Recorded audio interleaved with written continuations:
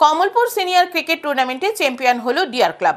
সোমবার কমলপুর কালীবাড়ি মাঠে Kamalpur cricket association পরিচালিত সিনিয়র ক্রিকেট টুর্নামেন্টে ফাইনালে ডিয়ার ক্লাব ও আপনজন ক্লাব মুখোমুখি হয়। প্রথমে আপনজন ক্লাব ব্যাট করতে নেমে সবকয়টি উইকেট হারিয়ে 29.1 ওভারে 83 রান করে। এর মধ্যে আপনজন ক্লাবের খেলোয়াড় জয়দীপ বণিক 40 রান ছাড়া আর কেউ 2 অঙ্কের রান করতে পারেনি।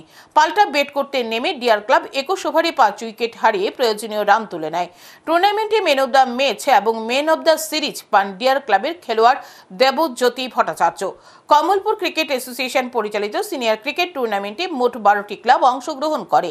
ম্যাচ শেষে বিজয়ী ও রানার্স দলের হাতে ট্রফি তুলে দেন বিধায়ক মনোজ কান্তি দেব সহ ক্রিকেট অ্যাসোসিয়েশনের কর্মকর্তারা।